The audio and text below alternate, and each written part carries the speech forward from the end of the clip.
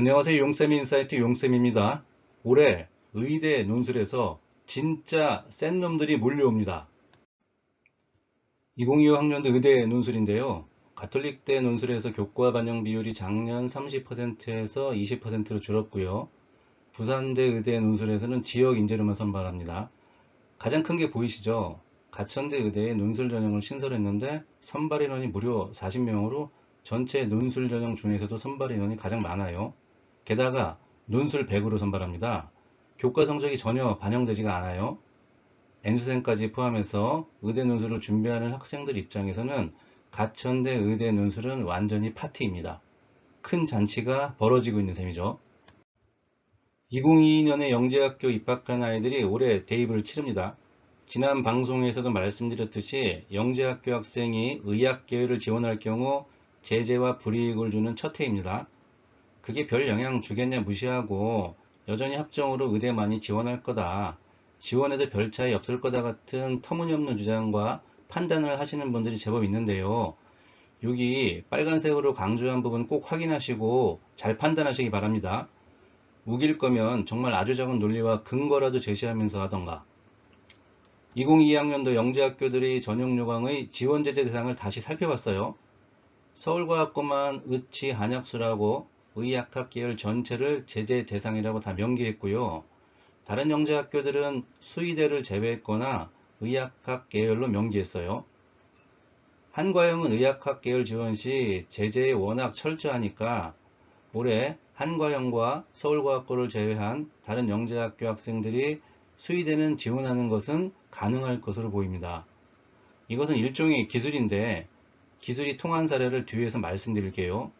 중요한 것은 영재학교 학생이 의학 계열을 지원할 경우 제재가 시행되는 첫 해라는 것이고, 이것이 특정 대학, 특정 전형, 특정 구간에서 합격, 불합격에 큰 영향을 준다는 거예요. 다시 말씀드립니다. 올해가 영재학교 학생이 의학 계열을 지원할 경우 제재가 시행되는 첫 해입니다. 영재학교 학생의 의대 학종 지원은 거의 불가능해졌고 서울대 일반전형 지원과 합격자가 증가할 거라고 지난 영상에서 말씀드렸어요. 영재학교 학생들이 제재에 동의하는 서약서에 사인을 했지만 여전히 의대에 진학하고 싶어 합니다. 입학할 때는 이공계가 확실했는데 학교 다니는 과정에서 바뀔 수도 있고 어쨌든 생각이 바뀐 거죠. 영재학교 학생들의 의대 진학에 대한 문제의식을 가지고는 있지만 요건 다루지 않겠습니다. 의대 선호도가 높아서 3학년 학생 중에 50% 이상이 수능을 준비하는 영재학교도 있다고 합니다. 잘하는 아이들도, 중간 정도의 아이들도, 서울대 합격이 불안한 아이들도 그렇다고 합니다. 제재를 피할 전형인 수능을 준비하는 영재학교생들이 급증했고 정시를 준비하고 있으니 수능 최저 기준이 강력하고 수학과학 논술이라면 자신이 있으니 의대 논술 역시도 이 친구들이 주요 타겟이 될 수밖에 없겠죠. 2025 학년도 의대 논술에서 진짜 큰 놈은 영재학교 학생, 영재학교 출신들의 지원 급증입니다. 영재학교에서 수능 대비를 해주지도 않고 영재학교 학생들이 수능까지도 잘하고 의대 논술같이 높은 수능 최저 기준을 충족한다는 것은 말도 안 되는 소리라고 하시는 분들도 계실 텐데요. 사례로 말씀드릴게요.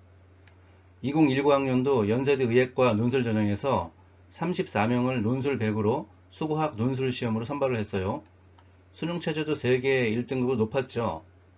수학의 과탐 2개 과목 1등급 맞으면 되니까 영재학교 애들에게는 수월했을 거라고 생각할 수도 있어요.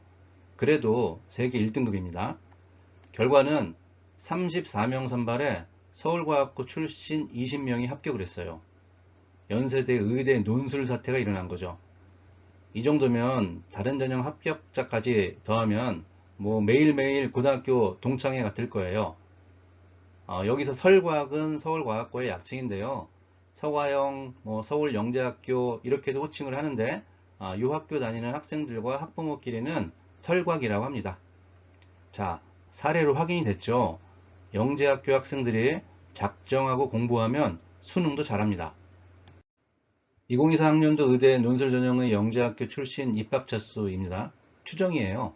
올해는 수능 준비하는 영재고생과 출신 학생이 급증해서 더 많은 지원자가 있을 거고 최저 맞추는 아이들도 많을 거고 당연히 합격자도 더 많아질 거로 예상합니다. 논술은 영재고생들에게 유리할 수밖에 없는 전형이에요. 진짜 큰 놈들이 의대 논술로 몰려오고 있는 거예요. 몇 가지 재미있는 대입 사례를 말씀드릴게요. 서울과학 입학 후에 센 사춘기가 와서 고등 3년 동안 공부를 안 한 친구가 다음에 수능 만점으로 정시로 서울대 의대에 들어갔습니다. 대구과학과 학생인데 22년 서울대 건축학과 다니다가 무휴학 독학으로 3개월 준비해서 수능 올 1등급으로 최저 맞춰서 23년 가톨릭 의대에 논술 전형으로 합격했어요. 설과 견역으로 23년 가톨릭 의대와 인하여대 의대 논술 전형 최초 합한 친구도 있고요. 당연히 최저 맞췄겠죠. 경기과학고 출신으로 23년에 연대 수학과를 논술로 입학한 친구가 재수해서 24년에 정시로 가톨릭 의대에 합격하여 다니고 있는데요. 이 친구는 23학년도 수능은 5.1344였는데 24학년도 수능에서는 5.1 찍었습니다. 영재학교 출신은 아니고 부산과학고를 1등으로 졸업한 학생이 23학년도 서울대 화생공에 합격했고 재수해서 24학년도 입시해서 경희대 의대에 논술 전형으로 합격하여 다니고 있습니다. 이런 사례는 상당히 많아요. 다시 말씀드립니다. 영재학교 학생들이 작정하고 공부하면 수능도 잘합니다. 영재학교 출신들은 어디까지 지원하나 이런 궁금증이 있으실 거예요. 영재학교 학생들이 약대를 가려고 할까? 궁금한가요?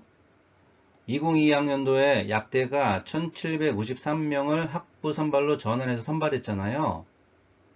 2019학년도 대구과학고 전형 요강에 행정적, 재정적 불이익을 준다는 입학 비적합 대상에 의치 한 계열만 명시되어 있었어요. 약대 지원은 불이익을 주는 대상이 아니었던 거죠. 2019년에 입학한 친구들이 2022학년도 대입을 치른 거잖아요. 그 해에 대구과학고에서 약대만 22명이 지원했습니다. 그리고 상당한 수가 합격을 했어요. 메디칼 진학을 워낙 선호하는 지역이기도 하지요. 같은 해에 인천 영재학교에서도 10명이 약대를 지원했어요. 대입은 기술이다. 조금 많이 씁쓸한데 기술이 잘 통했죠. 영재학교 학생들의 약대 선호도는 높다고 보기는 어려운데 학교나 지역의 직업선호 문화나 분위기도 다르기도 해서 꽤 가기도 하고 아니기도 합니다. 뭐 이런 중형의 도가 있나.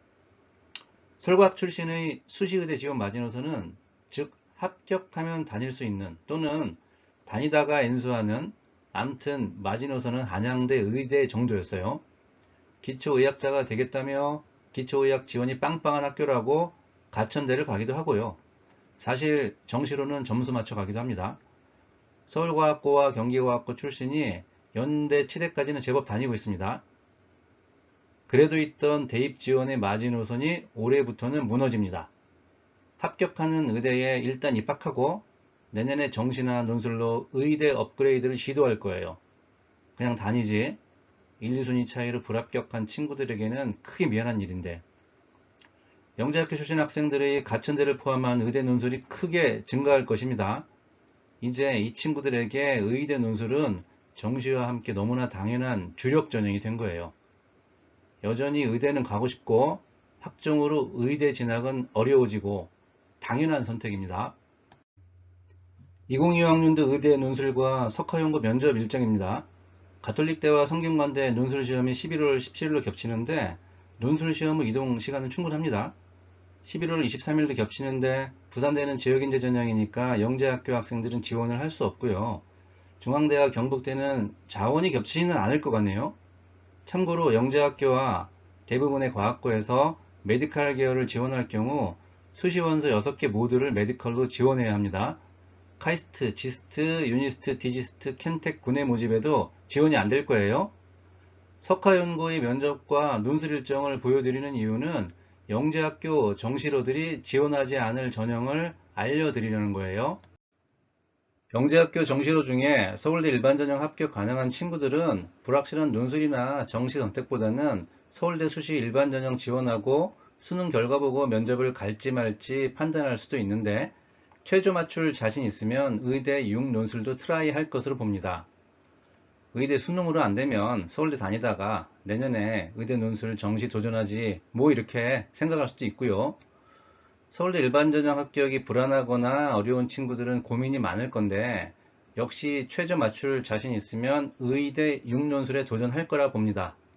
안 되면 역시 내년이죠. 내년이 솔루션이 되면 안 되는데 요즘은 너무 흔해요. 영재학교 정시러들이 지원하지 않을 전형은 고려대 계열적합, 연세대 논술이에요. 고려대 계열적합은 수능 전 면접이라서 그렇고 연세대 논술도 수능 전 논술 시험이 있지요.